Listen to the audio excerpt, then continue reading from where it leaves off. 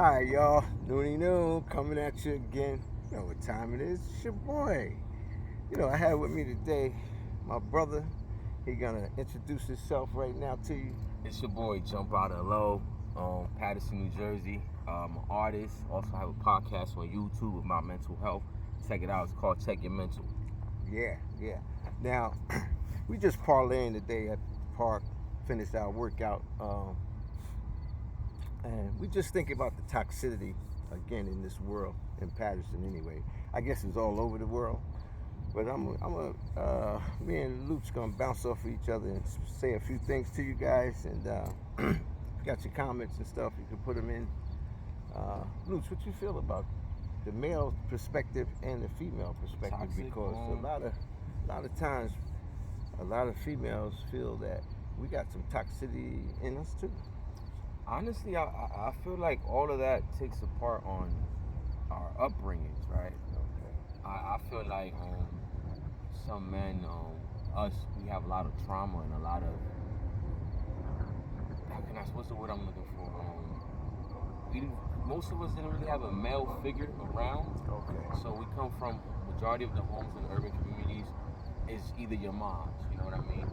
So the way they raise us to be men is a little different because we're kind of raised by the streets, right? Right. So the way the streets kind of tell us is, you got to have multiple women, you got to treat women a certain way, you don't really have too much respect for women, you know what I mean? But then when you step in the real world and in a relationship, you realize that you can't keep a relationship, you can't keep nothing because you keep treating people like they're not worth anything, and you feel like your behavior is okay. Like it's okay to treat people like they're worthless. Okay, let me just interject this. I'm gonna go a little different, from a different perspective on the issue. Well, there's no set topic, but like I said, it's about toxicity. I feel that black men, I can't speak for any other race. I feel that we have been like on the bottom totem pole. In other words, a lot of times when a black man wants to be a man, regardless of his upbringing or whatever, he's always challenged by our queen, our female. No other race, Chinese, Hispanic, Jewish, Arabs, you never see any other woman except a black woman on social media attacking her man. Don't take my word for it, but you know what I always say. Research it yourself. Now, I'm not blaming the black female, but what I am saying, because I don't want us black men to get too comfortable or think I'm on our side, which I'm just speaking the truth. And the truth I want to tell us men is that I think a lot of times, we don't understand that there are queens out there, real queens, that's willing to listen to the king, but you have to be the king. By that, what I mean is, if you want her to birth your child, raise your child, go to work, come home, clean the house, do the laundry, then you want her to wake up in the middle of the night and give you some head, or you want her to make love to you after coming from work, you want this woman to do all of these things for you, and our side of it is we just want to be happy. We want a woman to listen to us, and we think that a lot of women think you got to have the six-pack or be 6'1" or over, or make make a six-figure income.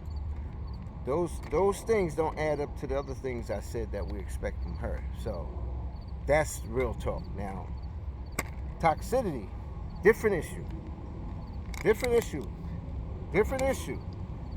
You got the irate woman, any race, not just black, any race.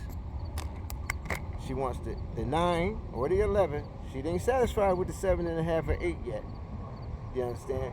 She want the car, the brand new car, and she wants you to look like Fred Astaire or Denzel Washington or Billy D. Williams, or these male figures that they feel is handsome. I Okay, feel like it's the so things we watch, help right? me out, brother. I feel Help like me out, me brother.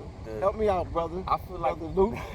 Let's go. We the- talking real I talk feel today. like the things we If you don't watch, like right? this, turn the channel. I feel like the things that people watch, they feel like, oh, I want what I see, and it's like, no, in reality, like some of these people might watch a porn star and feel like everybody's supposed to be like that porn star. That's his job. That's what he do. So every man is not like a porn star out here. So it's like the expectations, and then they'll see like the rappers or the movie stars buying their girls a car, 100%. doing one thing, and they expect that regular Joes can afford that lifestyle And do all the the same time, thing. right? Can I just say this? Absolutely. He touched on a great subject because all the time that same rapper or that same celebrity or that same star, football athlete, whatever they are, at the same time they're home living their life how it's supposed to be lived. They're They're entertainers. just projected images to you guys To make entertain you go you. out and buy their shit and also be clowns. That's right. You got a lot of clowns out there too. You know, like I don't want to even get into that because they might cut me off if I say some things In about today's that. society, I honestly think that but social media, that's true. plays a big part Big part. on the toxicity that's going around. Yeah. Because it's like they normalize certain things that's not normal. That's true. They glorify certain things that you shouldn't glorify, and they make a regular relationship seem weak. Or if a person, like if a man's working a 9 to 5, he's trying to provide, you get clowned because he's not making the 6 figures. So she'll go cheat with the drug She says dealer, she want to be you know what I happy, mean? So it's but like, she's not happy with the garbage man. Oh, would you take a man that's making $40,000? What, me? No. Oh, he got at least be making 6 figures. But you looking for men that they call high profile men, and the percentage of the men that you're gonna find, they see your ass coming. They see you coming, and most of you probably coming with baggage. I mean, I love kids.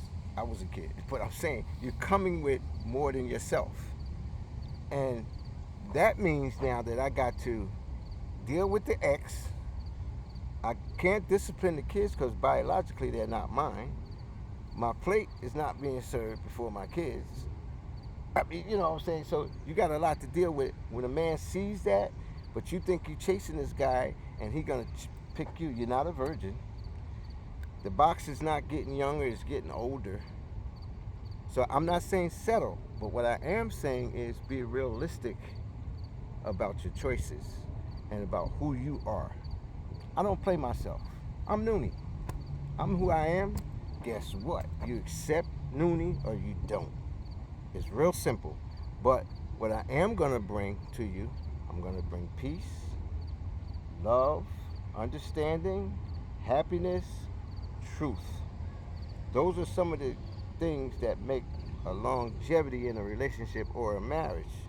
And there's more things. Sacrifice. Unconditional love. Loving the person from an unconditional place, right? Because if you set conditional, I'm going to love you when things are going good. And then what happens when things are going not so good. So it's like you have to love a person from better or worse. Like they say in the marriage when you take your vows, right? So it's just loving the person unconditionally, right? Yeah. So that's true. Because, I mean, you got the people out here, your self-experience, or, you know, you got your entertainers who tell you that. I think 50 spits some stuff like that little rapper. And it's pretty good, you know. If I was down and out, would you take me then? What was that? Is that 21 questions? 50, yeah, 21 questions. There you go, 21 questions. But you know, so basically we just wanted to keep you guys abreast to, you know, try to conduct your life if you truly want to be happy.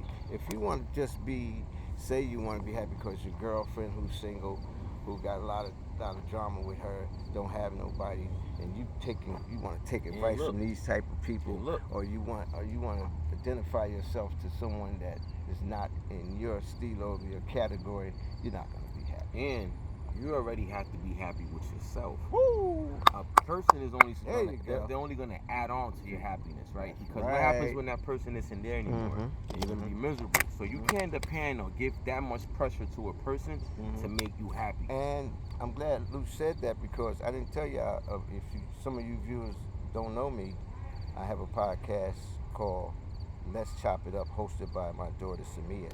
And I speak on that, about loving yourself first. How to Find True Love is the title.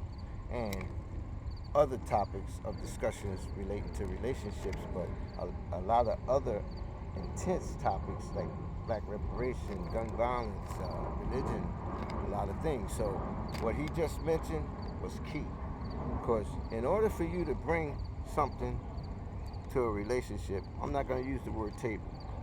You have to know what you bring in, and that's yourself. You got to bring something of value, and that value would be if that person, I can see if you love yourself, then I can love you. Or if you love yourself, you can love someone else. So that's a very valid point. Thank you, brother. Yes, sir. So, I mean, anything else you want to spit out? What else? I had something on top of my slip on my. I have something else. I can't shut up. I love y'all, man. I just, happiness is happiness. Record and stop. Yeah, decline that. Sorry about that. Had to call in, but they got to wait to the end of the show. They can't be doing that. You can comment after. Okay, the show is almost. Oh yeah, ended. now I remember. Go ahead. It came to me, right? Go ahead, brother. When if you got off a relationship and you're going into a new one, make sure you don't go with the same mentality of the old one and judge a person from what your ex used to be. You can't judge a new person, for what your last person did. Right. And it's hard. It's hard. It's hard. But pride come in with a clear head. Mind. Mm-hmm. And not only that, I'm going to piggyback on what Luce just said, because when you go into this new relationship with this clear mind and putting your cards on the table, coming clean,